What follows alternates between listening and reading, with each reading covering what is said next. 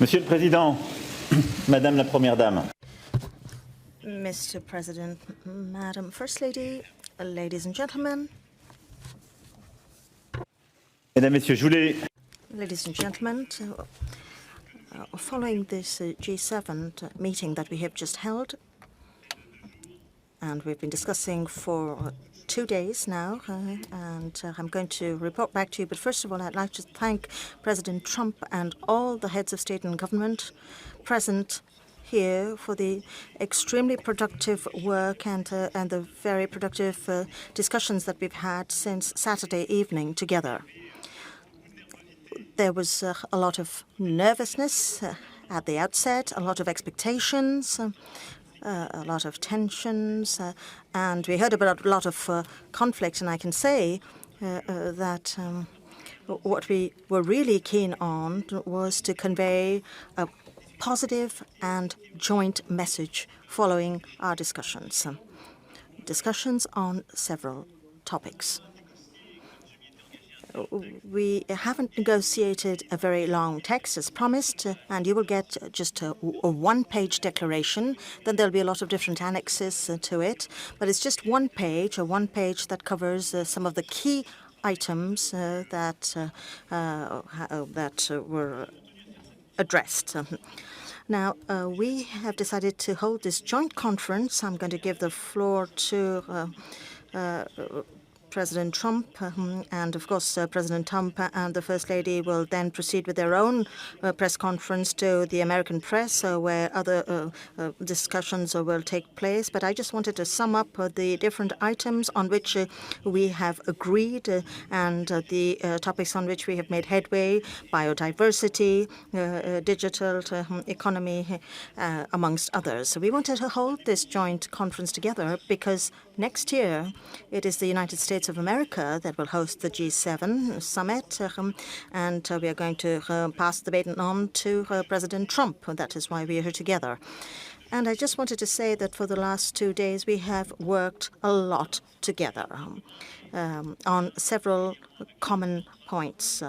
Well, we have a lot of things in common, but one thing we have in common with President Trump is that we don't like to waste our time, and we like to achieve concrete results and to provide momentum to the work. And as soon as President Trump arrived with the one-to-one lunch that we had together, and I think that those are the most productive and interesting conversations that we've had together. And from that point onward, we set the pace and kept the ball rolling to be as efficient as possible till the very end. There are a few things that are expected from both our countries. As far as Iran is concerned, President Trump and myself have had discussions in the last few weeks, and particularly in the last couple of days, and we agree that Iran needs to comply with its nuclear obligations and have responsible behavior in the Gulf and work with us. And there are two very clear things that matter to us.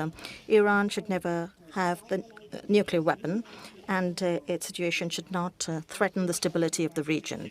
France has taken a lot of different initiatives, and I've always informed President Trump on them to be able to get the technical means to move forward, because the decisions that the U.S. has taken in the last few months have put a lot of pressure and have put us in a situation where it is indeed necessary to improve the security situation of the region. So we coordinated our efforts, and we reached the decision to bring together the foreign ministers. Foreign minister of Iran had a meeting with the French foreign minister, and a roadmap has sort of been set, but nothing is absolutely set in stone, and we will have to move ahead together to find an outcome. This morning, President Rouhani said that he was prepared to meet any political leader in the interest of his country. And that's what I told Minister Zarif, and this is what I mentioned to President Rouhani on the phone as well, that if he agreed to a meeting with President Trump, that my conviction was that an agreement can be met. We know the terms, we know the objectives, but we have to just now sit around the table and make that happen. So I hope that in the next few weeks, based on our discussions, we will be able to achieve the meeting that we just mentioned between President Rouhani and President Trump, myself and the partners who have a role to play in nuclear negotiations will also be fully involved in these negotiations. And I think that this meeting is very important and in the last few days have clarified the situation. A lot of messages have been conveyed. A lot of work has been done between our ministers. I would like to thank our ministers who have been totally involved in these discussions and have set the stage for these discussions and for an agreement. Of course, I want to be very cautious and very modest, but I think that this is going to lead to putting an end to escalation and reaching a suitable solution. So the discussions that we had on Saturday afternoon and Saturday dinner have been very fruitful, and our purpose is to ensure the stability of the region. The idea is to make sure that Iran doesn't get the nuclear weapon and have more visibility in the long term. As far as trade is concerned, we've also shared a lot of analysis and a lot of observations. Later on, I'll go into the details of that. But I think we can say that our discussions have clarified what is legitimate and what the United States feels is an unfair situation. We have international rules that govern international trade. And in this one-page document, we said that it is very good to have a single organization that governs international trade. But so far, this collective body has not been very efficient in raising trade barriers. It has not been efficient enough in solving problems when they occurred. It has not been efficient enough in protecting the intellectual property of our industries. Discussions are underway currently, in particular between President Trump and President Xi. And we have seen, even in just the recent, very recent past, that an agreement can be reached. So we want to reaffirm our desire to change the rules that govern international trade and revamp them so that no one is dealt with unfairly, so that our workers are protected, and so that the situation of the past is put to an end. And this is something that we need to work on together. Now, there was a lot of nervousness because of misunderstanding, because some very powerful economic players could have said, oh, what about this digital tax that France has imposed? Well, we have reached a very good agreement. And once again, the solid work that has been done upstream by our ministers has really helped us to make progress. In our economies, we have very unfair situations where some players don't pay taxes. So there is unfair competition with other players. And it is these large multinational players that don't pay taxes, which leads to significant instability on the economic front. Is this fair? It is not fair. Of course, we are pushing for international rules on this even. And at the European level, to 10 countries, France, Italy, even the UK is getting ready to do so, it has decided to do something at the national level. But it is not against any company in particular. It's just to solve the problem. In fact, a lot of French companies will also be impacted by this tax. And some of you have probably heard me say a few months ago that this is only to find a solution. And the aim, ultimately, is to find an agreement internationally by 2020 to revamp international tax systems within the framework of the OECD to combat harmful trade practices, which are also harmful to the U.S. economy. And through this digital tax, on this digital tax, we've worked a lot bilaterally as well, and we have reached an agreement to overcome the hurdles. So we're going to work on a bilateral and multilateral basis to find a solution together. And the day international tax exists on digital services, France will do away with its national tax. And everything that has already been paid under the French tax system will be reimbursed. So the idea is that we need to find a joint agreement in order to address joint international problems. And the situation right now is very negative, and the international tax system definitely needs to be modernized. And I think we will work together in a spirit of cooperation on this. As to Libya, Syria, North Korea, Hong Kong, you will see in the one-page document that we have made considerable headway in the spirit of unity, and we have also done some significant work in as far as the Amazon region is concerned. There have been relations with President Bolsonaro, and we have taken a very ambitious initiative that President Pinheiro presented this morning after having discussed with all the heads of state and government of the region as we had wished and as President Trump had wished as well. I don't want to go into the details, but I just wanted to highlight these few things that I just mentioned. I just wanted to say that we worked together hand in hand with President Trump over these 2 days. And during this G7, and I would like to thank all my colleagues, in fact, for this, we have managed to reach convergence at unprecedented levels on several issues. And now we're going to continue this work in the weeks and months to follow with a lot of energy. And North Korea knows how strongly President Trump is committed to this issue. There's also the agreement with China, and we're going to work hand in hand on all of the different issues.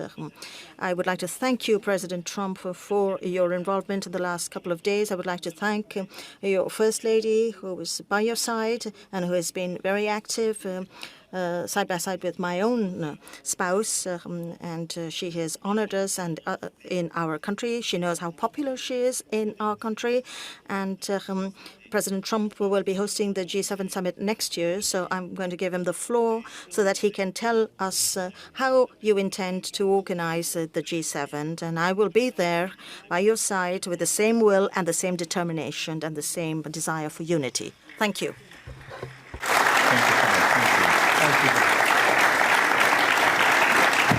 Well, I want to thank you very much. And I think more importantly than anything, I wanted to come up here to say that because the job that President Macron and your wife, by the way, who is a great lady, Bridget, would like to thank Bridget. She has been spectacular, spent a tremendous amount of time with Melania and some of the folks who came in, some of the wives that came in, and they had a great tour of the area, and it's a beautiful area. But I want to thank you very much, Mr. President, for the incredible job you did. This is a truly successful G7. There was tremendous unity. There was great unity. Sometimes I'd read a little bit of false reporting, and I will tell you there was, in fact, we would have stayed for another hour. Nobody wanted to leave. We were accomplishing a lot, but I think more importantly, we were getting along very well. 7 countries, and it really was the G7, and you have been a spectacular leader on this. And I want to thank you, and I want to thank the great country of France. Thank you very much. Thank you. Thank you. Thank you, my friend. And with that, I think, excuse me, I was, go ahead, let's go. No, I just wanted to say we will take 2 questions from each side. Afterwards, I will say goodbye to my friend President Trump. I will leave the room in order for you to follow up with your If you'd like, we could do 2 each, and then we'll both leave the room. Would you prefer that, or would you prefer I just don't want to have the President of France standing here while I'm answering these absolutely wonderful questions, okay? So why don't we start with a question for France? These 4 questions are about G7, US-Franco relations. And Emmanuel's going to have his own press conference after this. Exactly. So that'll be fine. Go ahead. To France, John. To France.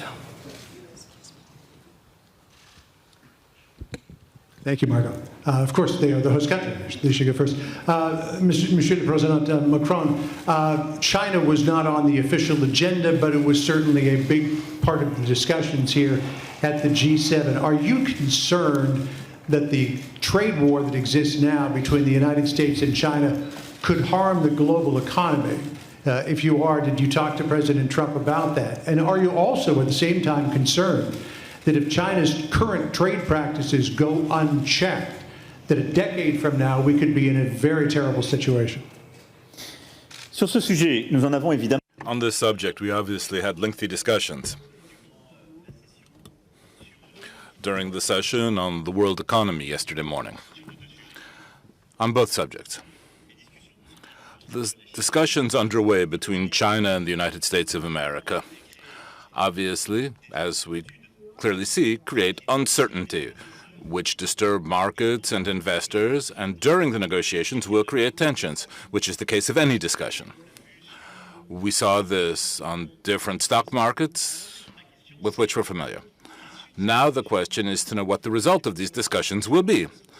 And that's why we considered that it was so important an agreement be found between the two greatest economic powers in the world. President Trump clearly showed us his willingness to arrive at an agreement. We saw just a few hours ago the very positive and encouraging message that could be distilled from this. We see that things are moving. Our deep wish is for an agreement to be found between the United States and China concerning trade, because I think that would be something positive for everyone. Neither the United States nor China is economically or industrially naive. It has to be a balanced agreement that will be good for everyone. And we will be vigilant to see that it's good for the whole world. In that context, our different parameters will be taken on board, and that was one of the subjects of our discussion. What's bad for the world economy is uncertainty, and the quicker an agreement is arrived at, the quicker that uncertainty will dissipate.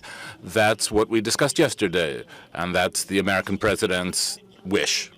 In terms of trade practices, I said this earlier. For me, the most effective way forward and the most strategic way forward in settling our trade relations with China is to develop trade, but also to ensure that that trade is part of international trade rules. The problems we sometimes had, we're very familiar with this with the Chinese economy. It's a major economy where there's been lots of investment from the United States, European countries, Canada, and Japan. The problem is respecting intellectual property, dealing with excess capacity, which sometimes unbalances some world markets, and the ability to deal rapidly with conflicts we may have and with unfair situations. Now, we are obliged to see that when this type of trade happens outside of WTO rules, things don't work very well and we're not properly protected. And when you follow WTO rules, the WTO rules as they presently exist haven't allowed us to be protected on these subjects. So what we decided together yesterday morning was to accelerate with a very realistic agenda and to say we're going to change the rules of world trade so that everyone can have free and fair trade, balanced trade, and that the subjects which I've just mentioned, which have sometimes been bad for our economies, can be settled in an international framework which we wish profoundly to change. And we and our different ministers in the different contexts that we're putting forward are going to share these political goals. And to my way of thinking, the way to deal with the practices you have mentioned, certainly the positive agreements that will be arrived at, and also the renewal of our international trade rules, as we said yesterday morning. Trump, are you satisfied with how far the proposed WTO reforms will go? Because no, I'm not. You've spoken about the need for that. And second to that... We're getting there, Jim. Just to answer that. Second to that, do you believe that China is sincere about what it said this morning? Yes. Or do you think that they are just trying to calm the markets and play for time? Because our sister network, the Fox Business Network, has been told by Chinese sources that they have no plans on going back to where they were in terms of the negotiations this spring on intellectual property, forced technology transfer, ownership. So we'll see, John. Do you trust that they are sincere about I do. this? I think they want to make a deal very badly. I think that was elevated last night, very late in the night. I see an alert, or you would call it breaking news. And it was that the vice chairman, we're not talking about somebody from China at a low level, the vice chairman of China came out that he wants to see a deal made. He wants it to be made under calm conditions, using the word calm. I agree with him on that. And China has taken a very hard hit over the last number of months. You know, they've lost 3 million jobs. It'll soon be much more than 3 million jobs. Their chain is breaking. The chain is breaking up like nobody's seen before. And once that happens, it's very hard to put it back together. You understand? I think they very much want to make a deal. And the longer they wait, the harder it is to put it back, if it can be put back at all. So I believe they want to do a deal. The tariffs have hit them very hard. In a fairly short period of time, the United States will have collected over $100 billion in tariffs. And I say it again, the media failed to acknowledge it. But if you look at the goods coming in from China, we're talking about China, not other countries. If you look at the goods, they have a power that others don't have. But that power is only good for so long. They've manipulated their currency, they've devalued their currency, and they put a lot of cash into the system. And because of that, the prices have not gone up, or if they've gone up, it's been very little, because they want to keep people working. If the prices go up, they're not going to be able to keep people working. They're not going to be able to compete. It's a brilliant market. It's a brilliant, brilliant market, the world market. A lot of markets are brilliant. And frankly, I think that China cannot, I don't know, maybe they can, maybe they can't. I don't think they can do that. And I think they're very smart. And I think President Xi is a great leader who happens to be a brilliant man. And he can't lose 3 million jobs in a very short period of time. And that's going to be magnified many times over. And it's going to break down the Chinese system of trade. And he can't do that. So when you say, do you think they want to? Maybe they want to and maybe they don't. But I think they want to make a deal. I'm not sure they have a choice. And I don't say that as a threat. I don't think they have a choice. In the meantime, the United States, which has never collected 10 cents from China, will, in a fairly short period of time, be over $100 billion in tariffs. So I think they want to make a deal very badly. Okay. Go ahead. Deuxième question. Second question. Messieurs les présidents, Mathieu Koch, BFM. Mr. President, you've just declared that you've created the conditions for a meeting between President Trump and President Rouhani. Does that mean that France, for instance, might be a mediator in that meeting? And more concretely, what did you discuss in terms of that possible agreement with Iran? Then a question for Mr. Trump. Are you ready to lift or to soften American sanctions on Iranian oil exports? And would you be ready to meet President Rouhani? Thank you. Sur la première question. On the first question, the terms of the discussion are quite simple. An agreement was signed in 2015. On July 14th, we call it the JCPOA. And that agreement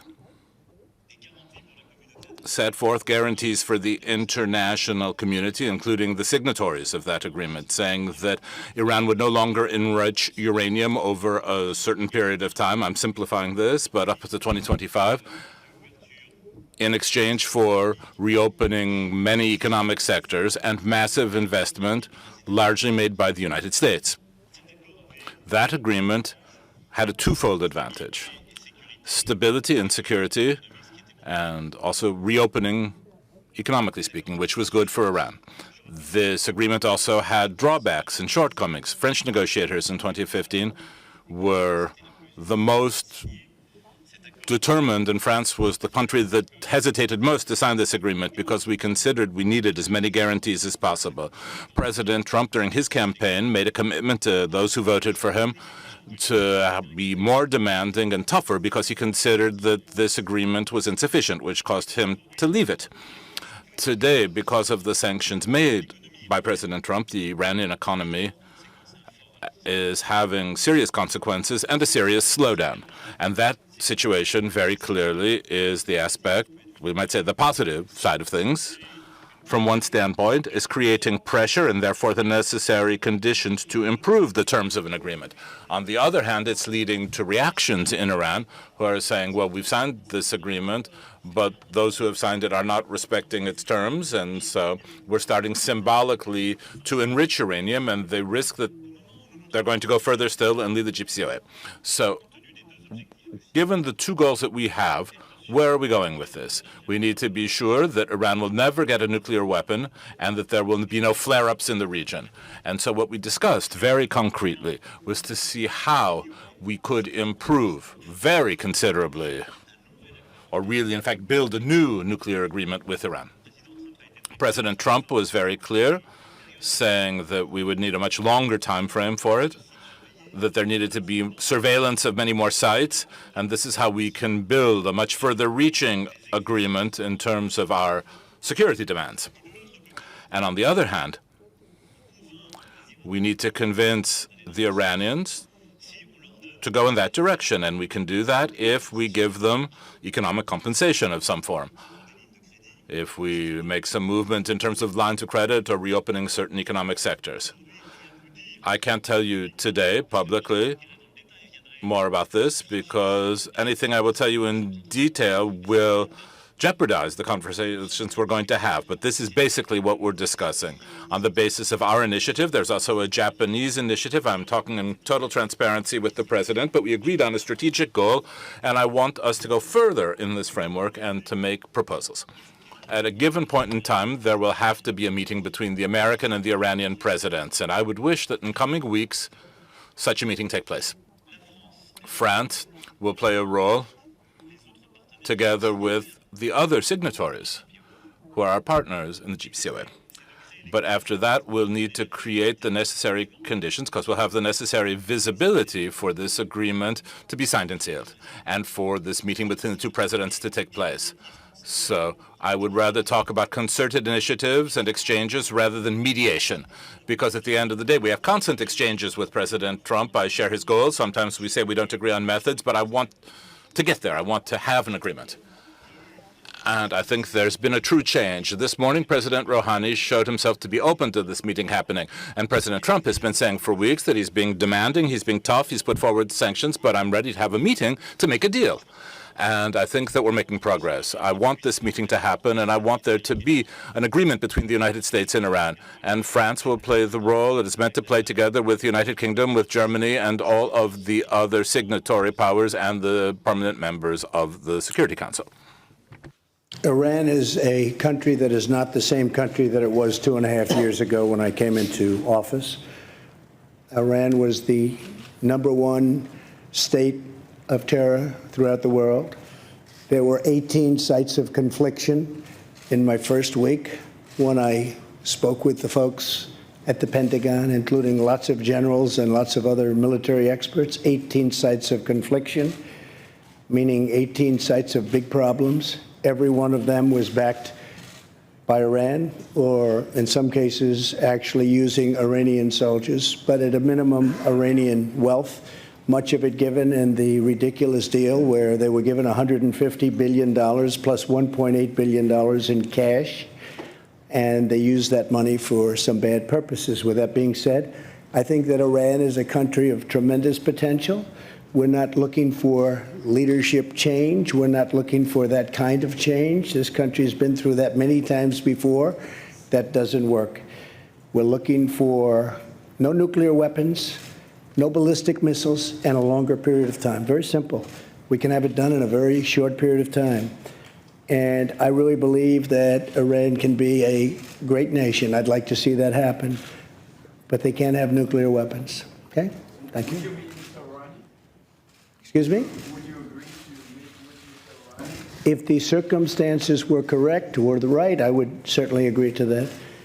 But in the meantime, they have to be good players. You understand what that means? And they can't do what they were saying they're going to do, because if they do that, they're going to be met with really very violent force. We have no choice. So I think they're going to be good. I really think they'd like to. And by the way, President Macron told me every step that he was making yesterday. A lot of you said, oh, he came in. He told me long before he came in what was happening, I didn't think it was appropriate to meet yesterday, too soon, and things have to be worked out first. But President Macron told me exactly what was happening, who was coming, what time they were coming, where they were going to meet. And after the meeting, he told me exactly what happened. And I think he had a very positive meeting. Prime Minister Abe of Japan, also a large purchaser of oil from Iran. He was also very much involved, and look, he knows everybody there, so he was a very, very positive force. But I have to tell you, the president's done an excellent job, and we're going to see how it all turns out. Maybe it works, maybe it doesn't. I say it all the time about everything. Maybe it works, and maybe it doesn't. But I'll tell you what, we made a ridiculous deal. We gave him $150 billion, we gave him $1.8 billion, and we got nothing. We got nothing. And by the way, that agreement was so short-term that it expires in a very short period of time. With a country, you don't make a deal that short. Countries last for long times, and you don't do short-term deals, especially when you're paying that kind of money. So I have good feelings about Iran. I have good feelings that it'll work. I know many Iranians living in New York City. I have many friends from Iran. They're incredible people, incredible people. So the last thing I'd like to see is a big problem, but we have to do what we have to do. Okay? Go ahead, please. No, you first. Go ahead. No, go ahead. Yes. Thank you. President Macron, did you seek President Trump's permission before you invited Foreign Minister Zarif, or did you simply inform him that he was coming? Thanks for this very precise question. No, but to be very clear, and we are part of the JCPOA. We decided to remain in this deal. So we are very much interested by the situation as a sovereign country. That's why we want the different parties to move. On the other side, as President Trump made it very clear over the summer, we never spoke on behalf of other countries. We just tested some solutions and to see if we can find an agreement with different countries. So we took an initiative this summer to make a proposal, a technical one. I got the reaction from Iran through President Zarif's visit on Friday morning in Paris. After the discussion we had at the G7 dinner on Saturday evening, I thought that it was very clear about where we can go together. So the day after, I decided to invite, as friends, Minister Zarif. So I informed, before making it, I informed President Trump that it was my idea not to involve the United States, not to say this is on behalf of you, of everybody, but to say, as friends, I think it would be a good idea to ask him to go back and try to negotiate something separately. So I did it on my own. I informed, before making it, President Trump. He was informed at each minute about the situation. And the idea for me was, in case of structural move and important move on appropriate solutions, perhaps to have meetings between ministers, not at President Trump's level, because President Trump's level is President Rouhani. So this is my precise answer. This is a French initiative, but made by a clear information of the US President before, information as well of the three Europeans, and each time I informed President Trump in order to monitor the situation and to appreciate together if something more was adapted. I have to say the JCPOA was a bad deal, should not have been entered into. A lot of things could have happened that would have been much different.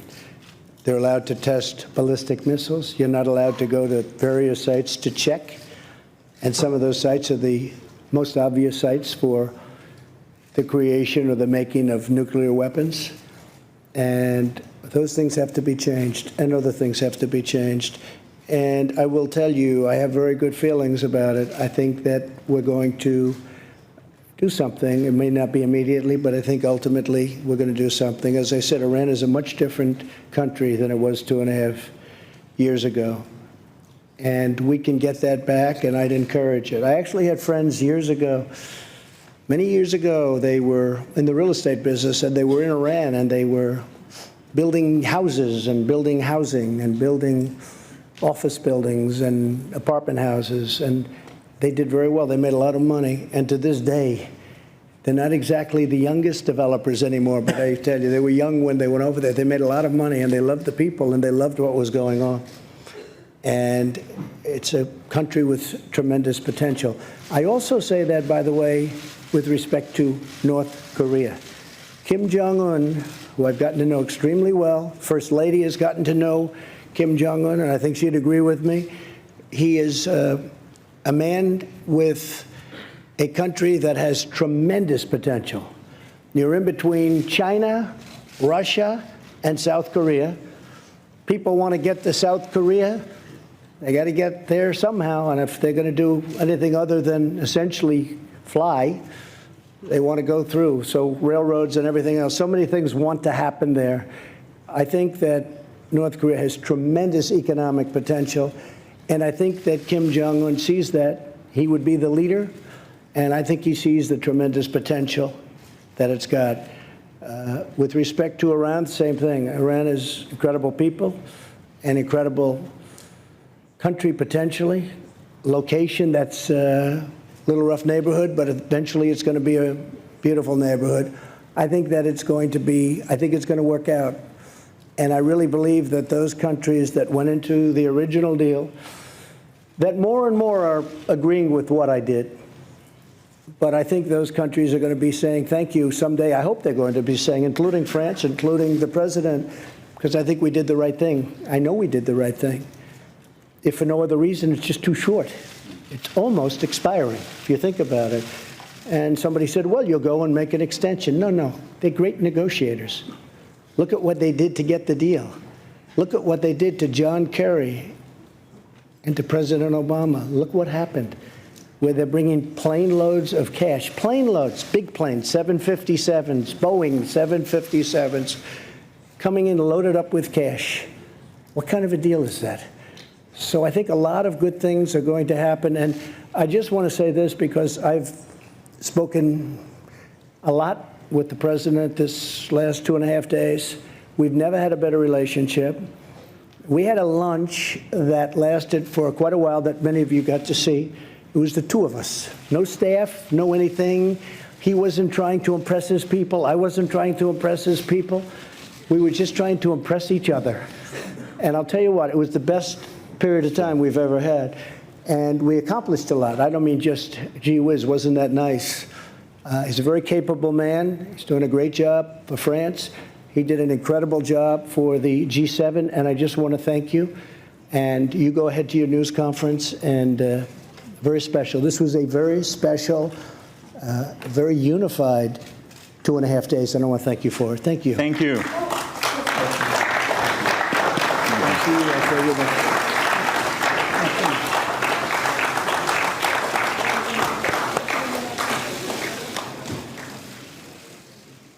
Thank you.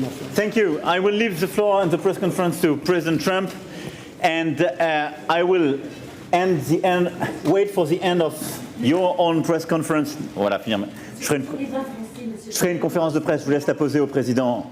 Allez-y.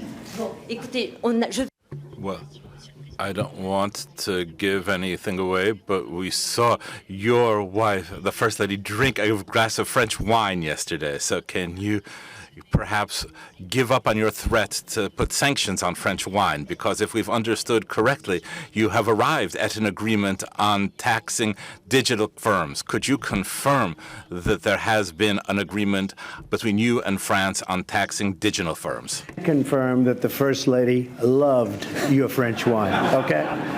All right? She loved your French wine. So thank you very much. That's fine. Thank you. Thank you. Merci à vous. I will wait for the end of this press conference to have the press conference of the presidency. I will leave the floor to you. Thank you. Thank you. Good job. This is worse than you are. I can't believe it. Jonathan. Come on up, let's go. Mr. President, can I just ask a question since I didn't get to ask you one directly?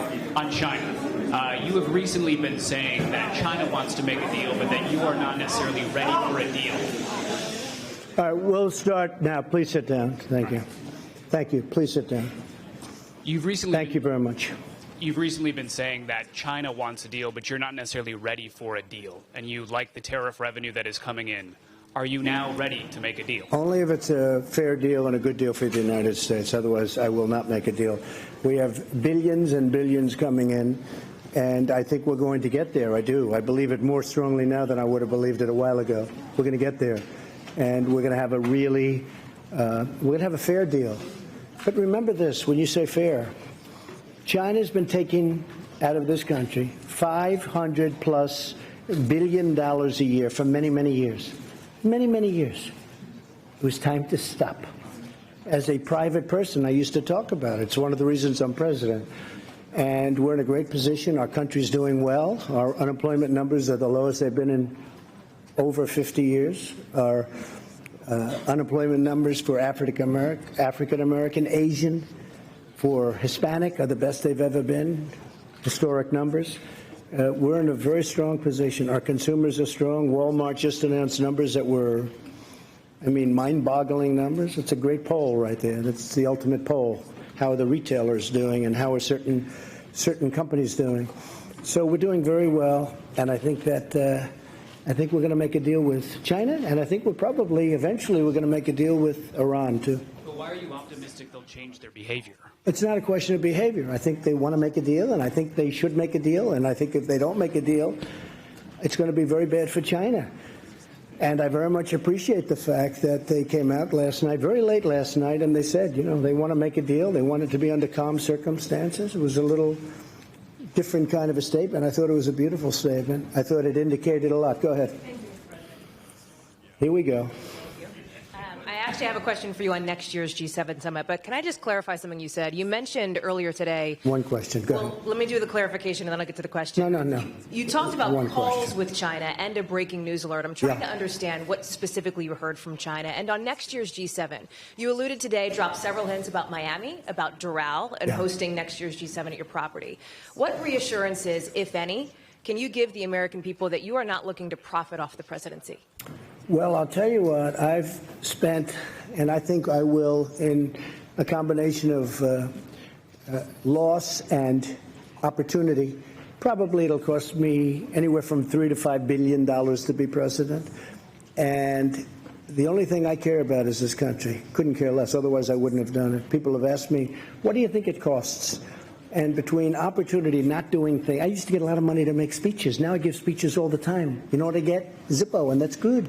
And I did a lot of great jobs and great deals that I don't do anymore, and I don't want to do them because the deals I'm making are great deals for the country, and that's to me much more important. Doral happens to be within Miami. It's a city. It's a wonderful place. It's a very, very successful area of Florida. It's very importantly only 5 minutes from the airport. The airport's right next door.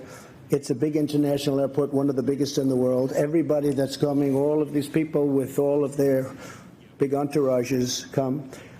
It's set up so, and by the way, my people looked at 12 sites, all good, but some were 2 hours from an airport, some were 4 hours from, they were so far away. Some didn't allow this or they didn't allow that. With Doral, we have a series of magnificent buildings. We call them bungalows. They each hold from 50 to 70 very luxurious rooms with magnificent views. We have incredible conference rooms, incredible restaurants. It's like such a natural. We wouldn't even have to do the work that they did here, and they've done a beautiful job. They've really done a beautiful job. And what we have also is Miami. And we have many hundreds of acres so that in terms of parking, in terms of all of the things that you need, the ballrooms are among the biggest in Florida and the best. It's brand new. And they want that. My people wanted it. From my standpoint, I'm not going to make any money. In my opinion, I'm not going to make any money. I don't want to make money. I don't care about making money. If I wanted to make money, I wouldn't worry about $3 billion to $5 billion, because that's what, at some point I'm going to detail that and we'll show. But I think it's just a great place to be. I think having it in Miami is fantastic, really fantastic. Having it at that particular place because of the way it's set up. Each country can have their own villa or their own bungalow. And the bungalows, when I say, they have a lot of units in them. So I think it just works out well. And when my people came back, they took tours. They went to different places. I won't mention places, but you'll have a list because they're going to give a presentation on it fairly soon. They went to places all over the country. And they came back and they said, this is where we'd like to be. Now, we had military people doing it. We had Secret Service people doing it. We had people that really understand what it's about. It's not about me. It's about getting the right location. I think it's very important. Jonathan? Trying to boost your own brand. No, not at all. Go ahead, Jonathan. Thank you, Mr. President. President Macron said he'd like to see talks between you and President Rouhani within weeks. Does that sound realistic to you? Could you see yourself in talks with the Iranians within weeks? Well, it does. I don't know the gentleman. I think I know him a little bit just by watching over the last number of years what's happened. Tell you one thing, he's a great negotiator. But I think he's going to want to meet. I think Iran wants to get their situation straightened out. Now, is that based on fact or based on gut? That's based on gut. But they want to get their situation straightened out, Jonathan. And they're really hurting badly. Their inflation, as you know, because I saw you reporting on it, their inflation is through the roof. Their economy is tanked entirely. The sanctions are absolutely hurting them horribly. I don't want to see that. I don't want to see that. They're great people. I don't want to see that. But we can't let them have a nuclear weapon. Can't let it happen. So I think that there's a really good chance that we would meet. Jeff, please. Thank you, Mr. President. Another follow-up from what the President of France said. He said that there might be a need for compensation to Iran. Would you, given all of the criticism you've made of the JCPOA and the money that they got, be open to giving Iran compensation if it met some of the criteria that you laid out? What he's talking in terms of compensation is they are out of money. And they may need a short-term letter of credit or loan. No, we're not paying. We don't pay. But they may need some money to get them over a very rough patch. And if they do need money, certainly, and it would be secured by oil, which to me is great security. And they have a lot of oil, but it's secured by oil. So we're really talking about a letter of credit type facility. From the U.S. or from it would be from numerous countries. And it comes back. It would expire. It would be paid back immediately. And very quickly. Yes, go ahead, please. Go ahead. Yes. Thank you very much, Mr. President. Now it's Aoyama with the Asahi Shimbun, a Japanese newspaper. Good. Just left. Now the Your Prime Minister, Abe. Good man. Great man. Okay. And now the U.S. and Japan have an agreement in principle, which you said is a tremendous trade deal for the United States. So and for Japan, I would say. So are you still considering imposing Section 232 tariffs on Japan's auto exports to the United States on national security grounds? Not at this moment, no. Not at this moment. Well, that's one of the reasons we made the deal, but no, not at this moment. It's something I could do at a later date if I wanted to, but we're not looking at that. We just want to be treated fairly. You know, Japan has had a tremendous trade surplus with the United States for many, many years, long before I came here. And I'll tell you something, we're transforming our country. We're taking these horrible, one-sided, foolish, very dumb, stupid, if you'd like to use that word, because it's so descriptive. We're taking these trade deals that are so bad, and we're making good, solid deals out of them. And that's transforming our country. That will be transformative and very exciting, I think, for our country. Very, very exciting. Please, go ahead. Go ahead. Thank you, Mr. President. Well, I didn't actually say you. I said the woman behind you. So why don't we do her first? You've been asking a lot of questions all day long. Thanks, Mr. President. Yamiche, I'll send her. Can't say I don't give you access, right? Go ahead. Thanks, Mr. President. Yamiche Alcindor with PBS NewsHour. Yes. Why do you think it's appropriate to invite Russia to the G7, given that they've meddled in the 2016 election? And are you worried that if Russia does come to the G7, that it might hurt you politically because it's only going to be a couple months before the 2020 election? I don't care politically. I really don't. A lot of people don't understand this. I ran one election and I won. Happened to be for president. I don't care politically. I'm going to run another election. I think I'm winning based on polls that we see. Whether I win or not, I have to do the right thing. So I don't do things for political reasons. Is it good? Probably not. Maybe it is. I mean, a lot of people are smart. A lot of people say having Russia which is a power. Having them inside the room is better than having them outside the room. By the way, there were numerous people during the G7 that felt that way. And we didn't take a vote or anything, but we did discuss it. My inclination is to say, yes, they should be in. They were, really, it was a President Obama. I'm not blaming him, but a lot of bad things happened with President Putin and President Obama. One of the things that happened was, as you know, what happened with a very big area, a very, very big and important area in the Middle East where the red line was drawn, and then President Obama decided that he was not going to do anything about it. You can't draw red lines in the sand. You just can't do it. And the other was in Ukraine, having to do with a certain section of Ukraine that you know very well, where it was sort of taken away from President Obama. Not taken away from President Trump, taken away from President Obama. President Obama was not happy that this happened because it was embarrassing to him, right? It was very embarrassing to him. And he wanted Russia to be out of what was called the G8. And that was his determination. He was outsmarted by Putin. He was outsmarted. President Putin outsmarted President Obama. Wait a minute. And I can understand how President Obama would feel. He wasn't happy, and they're not in for that reason. Now, I'm only thinking about the world, and I'm thinking about this country in terms of the G7, whether it's G7, G8. I think it would be better to have Russia inside the tent than outside the tent. Do we live either way? Yes, we live either way. Is it politically popular for me to say that? Possibly not. I think a lot of people would agree with me, frankly, but possibly not. I do nothing for politics. I know a lot of you aren't you're going to smile at that. I do nothing for politics. I do what's right. And people like what I do. But I just do what's right. If I wanted to go strictly by politics, I'd probably poll that, and possibly I'd say, "Oh, gee, I don't want Russia in." But I really think it's good for security of the world. It's good for the economics of the world. Remember, they're building a big pipeline in Europe, going right up to Germany.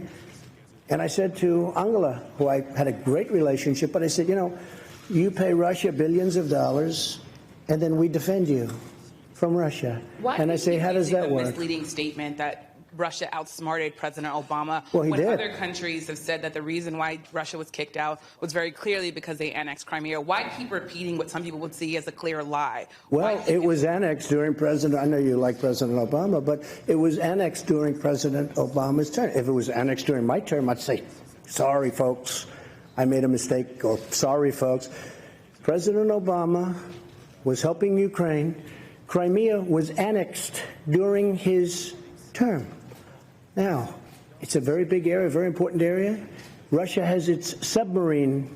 That's where they do their submarine work, and that's where they dock large and powerful submarines, but not as powerful as ours and not as large as ours.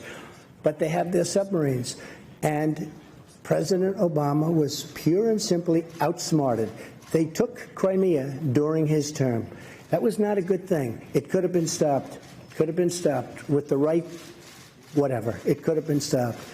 But President Obama was unable to stop it, and it's too bad. Go ahead.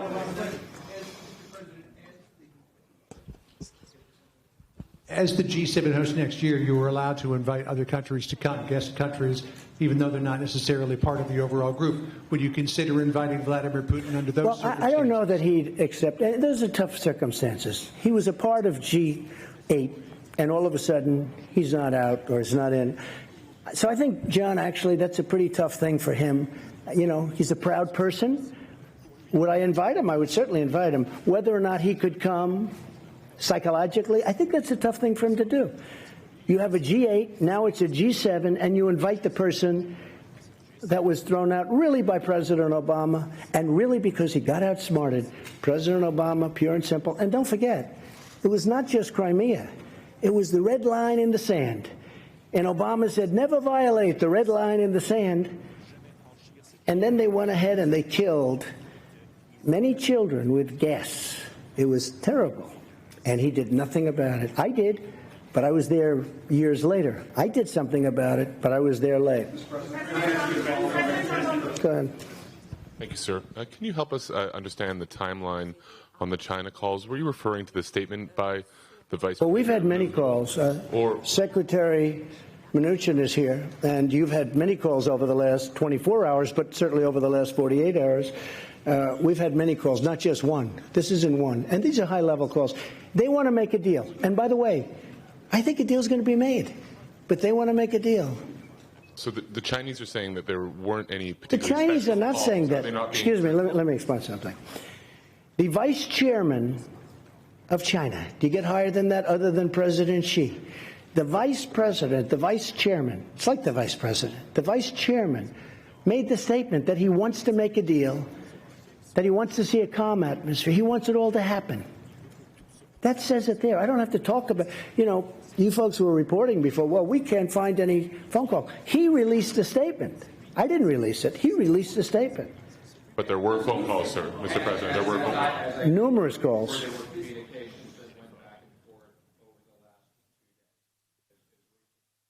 And not only with Steve, there were calls with other people, too. Just so you understand, China wants to make a deal. Now, whether or not we make a deal, it's got to be a great deal for us. And I told this to President Xi, who I really respect. I really do. I have great respect, and I like him, too. He's a tough guy. But I have a lot of feeling for President Xi. He's very outstanding in so many ways. But I told him very strongly, I said, look, you're starting up here, and you're making $500 billion a year and stealing our intellectual property. We're down on the floor, lower than the floor. You can't make a 50-50 deal. This has to be a deal that's better for us. And if it's not better, let's not do business together. I don't want to do business. Forget about tariffs for a second. We're taking in tremendous amounts of money. Forget that. I don't want to do business. Now, when I raise and he raises, I raise and he raises, we can never catch up. We have to balance our trading relationship at least to an extent. And they were unwilling to do that. And we'll never have a deal if that happens, but it's going to happen because they have to have a deal. And as far as phone calls are concerned, Secretary of the Treasury and other people have been receiving many calls, not receiving, back and forth, many calls.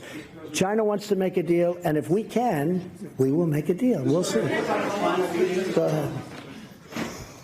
Mr. President, if I could ask you a little bit about your China strategy. Yeah. President Macron talked a little bit about instability and the worry in the markets and around the globe about instability. One of the things that comes from, as you talked to... You're talking about global economic instability? Right. I don't consider it instability, but that's... What comes from is the back and forth and the changing statements from yourself, so that...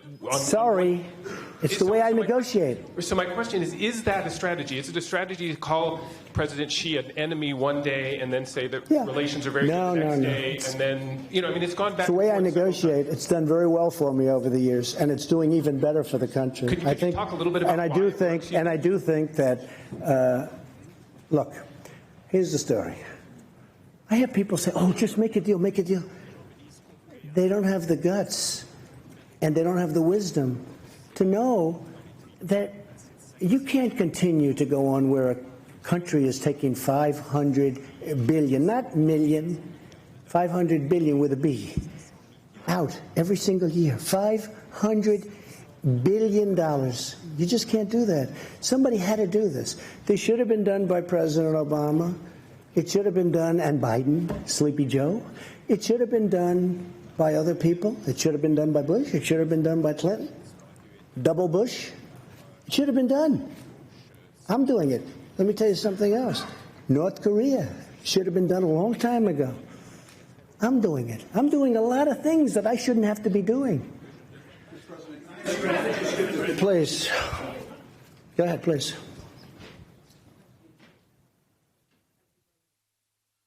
Beth Rigby, Sky News. President Trump, you've met our new Prime Minister Boris Johnson yesterday. Yes. You said he was the right man for the job on Brexit. I believe that. Do you think Theresa May was the wrong woman? And do you think that Boris Johnson can actually get a deal with the EU before October the 31st? Well, Theresa was unable to do the deal. I gave her my ideas as to doing the deal very early on, and you possibly know what they are, but I would have done that. She chose to do it her way, and that didn't work out so well. I think she's a very, very good person and a good woman, and I really believe that Boris Johnson will be a great prime minister. We like each other, and we had a great 2.5 days. I've been waiting for him to be prime minister for about 6 years. I told him, what took you so long? I think he's going to be a great prime minister, and especially after spending a lot of intense time with him over the last couple of days. He's very smart, he's very strong, and he's very enthusiastic. And you know what else? He loves your country. He really loves your country. That came out maybe more than anything else. Yeah, please. Vicky Young, BBC News. President Trump, Boris Johnson is very keen on a trade deal with the USA. You sound keen on it too. Some of his critics, though, are worried that you're going to do over the UK in that deal to protect American I love interests. the UK. I own great property in the UK. I love the UK.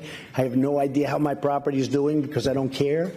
But I own Turnberry, and I own in Aberdeen, and I own in Ireland, as you know, Doonbeg, and great stuff. And I'll be honest with you, I think he's going to just do a great job as prime minister. You know, it takes a lot.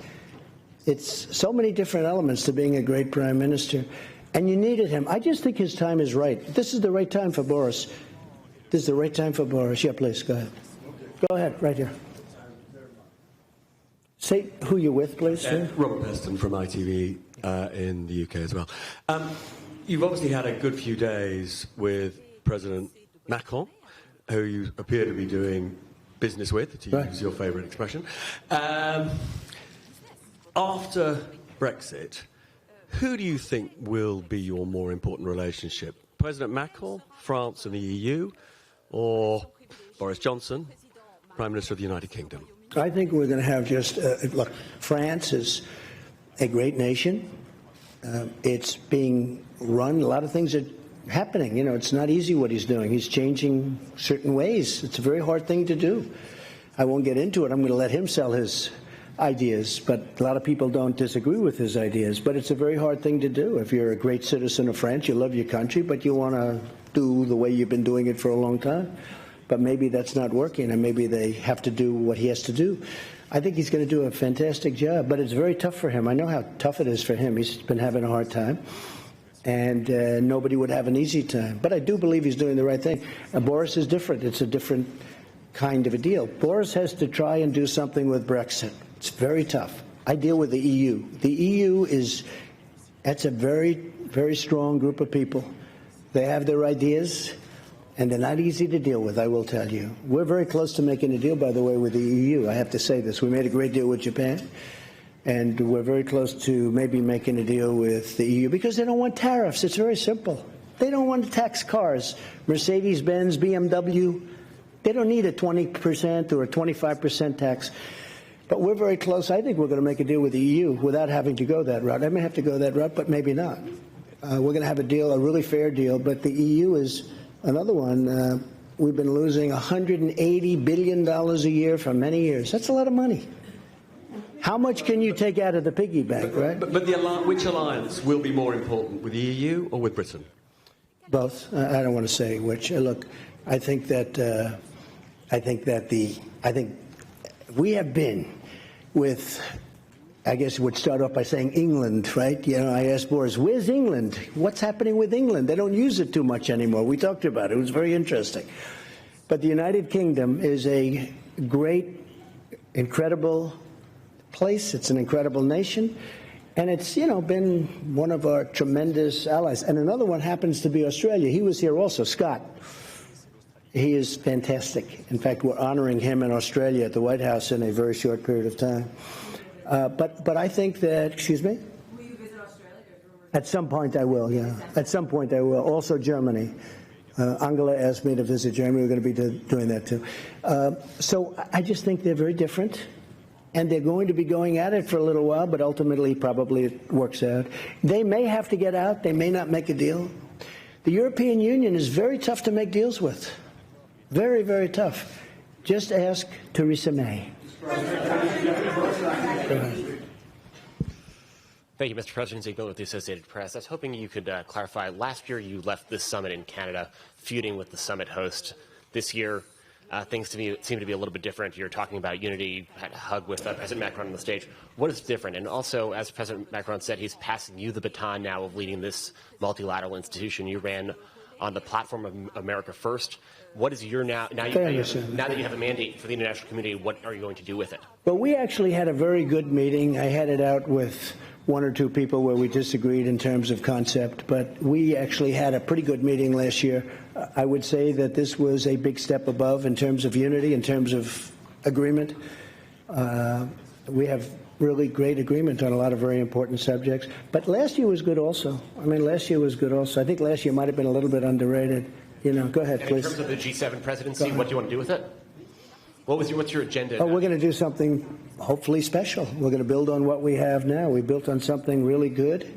We're going to be going in with some great unity. We really did. If there was any word for this particular meeting of 7 very important countries, it was unity. I think most important of all, we got along great.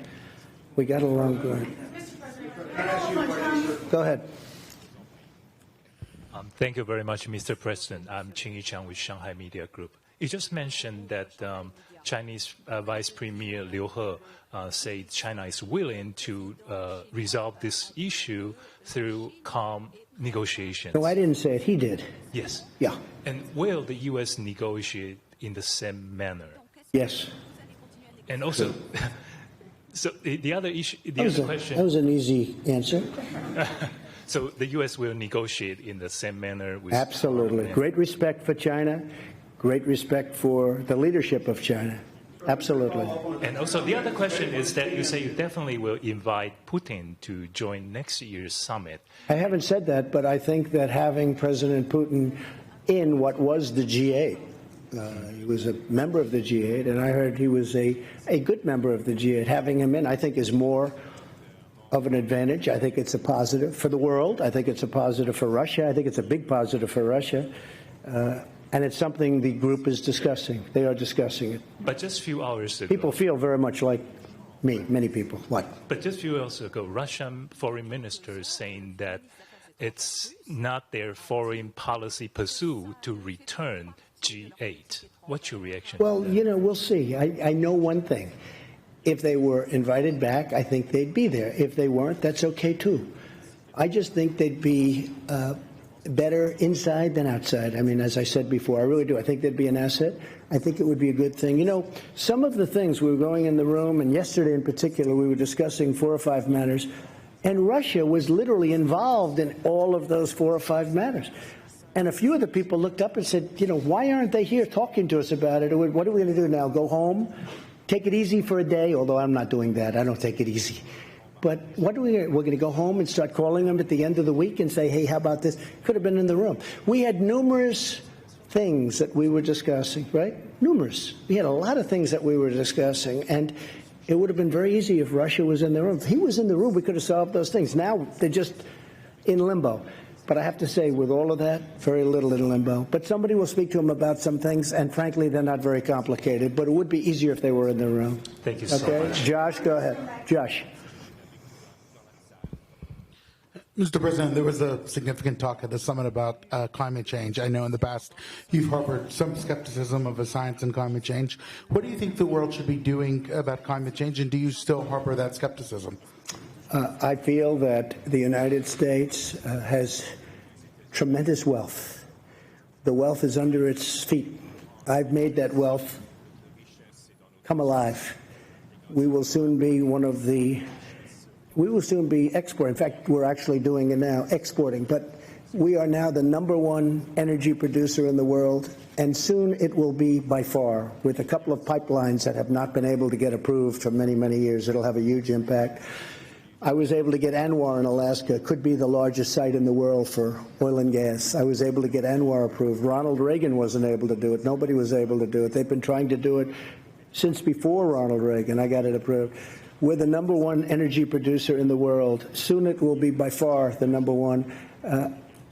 It's tremendous wealth, and LNG is being sought after all over Europe and all over the world, and we have more of it than anybody else. And I'm not going to lose that wealth. I'm not going to lose it on dreams, on windmills, which, frankly, aren't working too well, I'm not going to lose it. So, Josh, in a nutshell, I want the cleanest water on earth. I want the cleanest air on earth. And that's what we're doing. And I'm an environmentalist. A lot of people don't understand that. I have done more environmental impact statements probably than anybody that's, I guess I can say definitely, because I've done many, many, many of them, more than anybody that's ever been president or vice president or anything even close to president. And I think I know more about the environment than most people. I want clean air, I want clean water, I want a wealthy country, I want a spectacular country with jobs, with pensions, with so many things. And that's what we're getting. So I want to be very careful. At the same time, you weren't called. At the same time, it's very important to me, we have to maintain this incredible place that we've all built. We've become a much richer country, and that's a good thing, not a bad thing, because that great wealth allows us to take care of people. We can take care of people that we couldn't have taken care of in the past because of the great wealth. We can't let that wealth be taken away. Clean air, clean water. Thank you very much, everybody. I appreciate it. Thank you.